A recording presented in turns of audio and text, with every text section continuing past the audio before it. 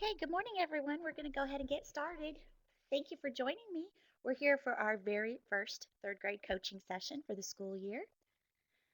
First of all, I want to get this out of the way. Please do not stress about these coaching sessions. If you can't make it in the morning, that's okay. We're going to record them and have a link available to you so that you can view it at any of time or anytime you want to do it. Also, I'm trying to do the sessions in plenty of time before the unit. Most of them are about 2 weeks before the unit starts so that you have plenty of time to review it and get ready for the units to start. And of course, if you have any questions, you can always email me and I will get you some help that you need. The units that we're going to talk about this morning are the poetry units, and for third grade reading and writing, poetry is in both for this session. And the next ones that are coming up are literary nonfiction and personal narrative in writing. So, a couple of things that I want you to make sure that you know for the poetry units. First of all, the genre vocabulary that you need to be using while you're teaching. I pulled out a few of them: stanza, line, poet, and speaker. So please make sure that you're distinguishing between the two when you're teaching poetry. And of course, rhyme, rhythm, repetition, and imagery. And we're going to talk about imagery more in just a little bit. I also pulled out the teaks for this one just so that you're aware of it. It's that students need to be able to describe the characteristics of various forms of poetry and how they create imagery. And you can see here comes that word again. So we definitely need to make sure that we're teaching that during our mini lessons, our read aloud, our conferring, and help those third graders with their imagery. I went through the third grade STAAR test from last year, and one of the things that I wanted you to notice is that when students, after they read the poem and they start answering questions, some of the questions gave them a specific line that they had to read. So in this box here, you could just imagine that there would be a sentence from the poem. So it would say, read line 8 from the poem or read lines 14, 15 from the poem, and it would have the line there.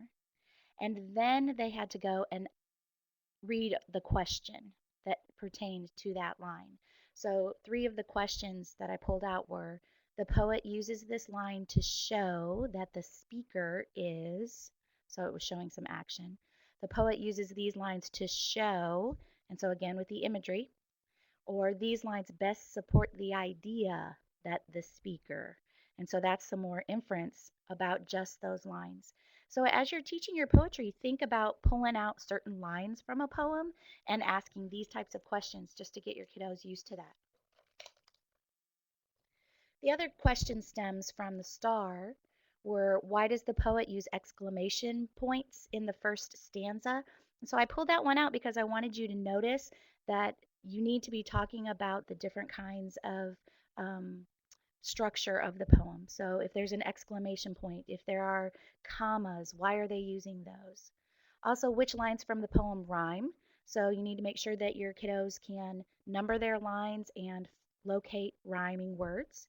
And how does the speaker feel throughout the poem? And that's a real inference about thinking about how they're feeling, not just the character of the poem, but the actual speaker from the poem. I want you to make sure that you're taking some time to think about the read alouds that you're going to have for the units. And I put different kinds of poem selections because I want you to make sure that you're doing all different kinds of poems. And please don't forget about the old free verse poems. Lots of our kiddos have had lots of experience with rhyming poetry in K1 and 2. And so we definitely want to get them used to free verse poetry and even being able to recognize it. Also, when you're doing your read aloud, please make sure that you're modeling your thinking.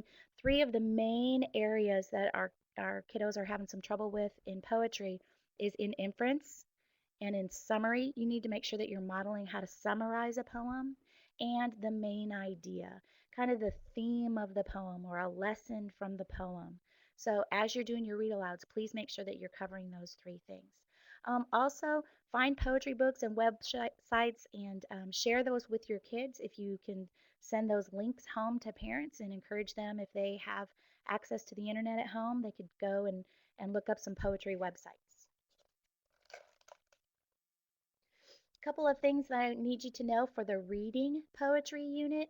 Again, we're focusing on the modeling and practice. And here again, inference, main message, sensory language, author's craft, and summary. And I want to go into sensory language for just a minute. Please make sure that you're modeling how students can live the poem in their head. And a lot of times we've heard people say, play a movie in your head or what do you see? But make sure that you're encouraging your students to use all of their senses when they're thinking about a poem and thinking deeply about the poem. So, what kinds of things do you hear throughout this poem? Or, what would you feel if you were standing there in the poem?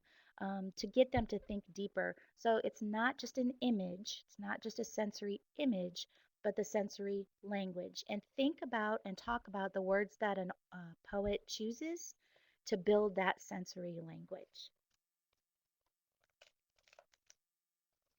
I wanted to call your attention to lessons 12 and 13 because they have to do with inferring. So if you would, make sure that you take a little bit of extra time looking at those two lessons in the unit. There's a chart that you can make with your students with inferring, real easy to do. It says, so that you could write down exactly what it says in the poem. I say, so the things that it makes you think about. And so how did your thinking change? Or what do you think now? That is inferring. So you want to give your students chances to see that. And as you're modeling it, you could easily make this chart and then encourage them to make this own chart in their reading notebook, or you could have a class inference chart that you're making about different poems. Also, there's certain terms, again, main message, but that could be theme and it could be lesson. So feel free to use those three words kind of interchangeably right now so that kids get used to thinking about that this poem means something.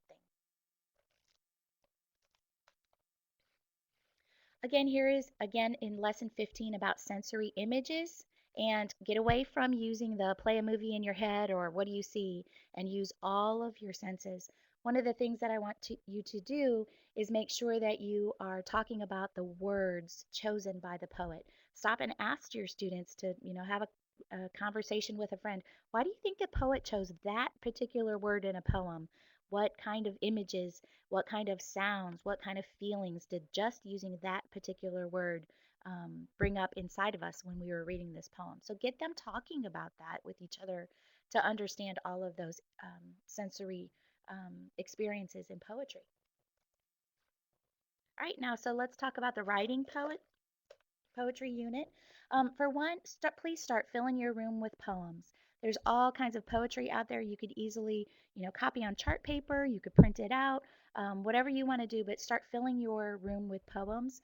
You'll want to do this prior to the unit starting to kind of build that capacity for students and get them thinking about, gee, why is she putting poetry through the room? Or, gee, why did he put a poem above the water fountain out in the hallway? So start filling your room with poetry. Model your own writing.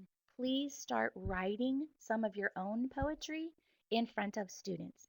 And again, that's when you're going to think to yourself, woohoo, for free verse, because you can make short, good free verse poetry very easily in front of students if you're not in the rhyming mood that morning. But have them start noticing you writing some poetry.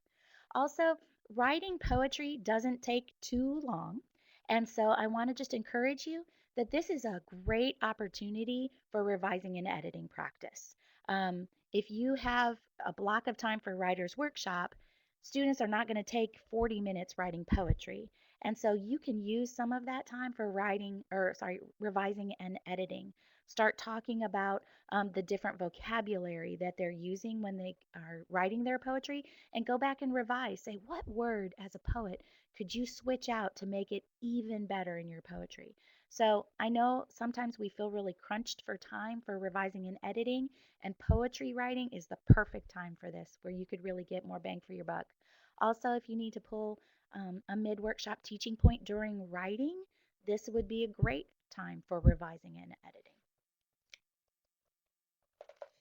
I want to encourage you also to use your on-demand writing sample. So when you start poetry that very first day, I want you just to encourage them to write some poetry. Say, boys and girls, we're starting a new unit in poetry. I know that you've been reading and writing poetry all your years in school, and I just want you to have some time to write. So, here it is. Let's write some poetry. Don't give them any kind of parameters. If you just give them time to write. And then when you pull those poems and look at them, you're going to notice what your kids already know. If every single child in your class writes a rhyming poem, okay, they got rhyming. You can move on to something else. So this is a great tool for you to see what kind of poems they write. Also, during that time, start to notice their behaviors. And you've got a behavior checklist with your DPM. Pull that out and notice how kids are writing poetry. Then at the end, do an on demand poem again and give them a chance and show them their growth. Maybe, like I said before, they wrote all rhyming poetry at the beginning, and now you're noticing free verse and narrative poetry and lyrical poetry and all kinds of great things. Also, this ends right before conference time. How wonderful will it be that you could, at parent teacher conference time, pull out those two on demands and show growth that your students have done in writing? My very good friend Donna Tovalin wanted me to give you kind of a bilingual connection, and she wanted you to remember the awesome book Genre Connections by Tanny McGregor. And in chapter 2, she shows the students the difference between thinking with your heart and thinking with your head. And she shows kids how poetry is like a jar. So she writes down some heartfelt thoughts on little slips of paper, and she puts those paper in the jar. And then she tells them how that jar holds those special thoughts. So then give students an opportunity to have conversations about that and to make that connection with poetry. And of course, you have to go back and revisit this often with kids. So this isn't just a one time deal. So this weekend, while you're out and about, find yourself a good little jar and get it ready for your poetry units. Also, our friends at Yeager did some work again with the same book this summer, and they also started with the jar idea, but then they went and found some art connections, some music connections, and then they came up with different characteristics of poetry, and then they came up with what their kid-friendly definition is. So they said poetry is using words to say what is in my heart or head. So you can see that goes exactly with that connection that Donna wanted you to think about. And of course, this isn't just for bilingual kids. This is for everyone that's working on poetry. So I would encourage you to think about this and put it into your classroom. I wanted to just make some connections with Cafe for those of you that are using Cafe this year. For comprehension, absolutely strategy, making a picture or mental image. In fluency, fluency is perfect for poetry. Adjust and apply different reading rates to match the text and use punctuation. And you'll go back and remember that STAAR question that I pulled out earlier. That's exactly that. And then, of course, expanding vocabulary. Tune in to interesting words and use new vocabulary. So get your kids to tune in, of why certain words are used in the poem.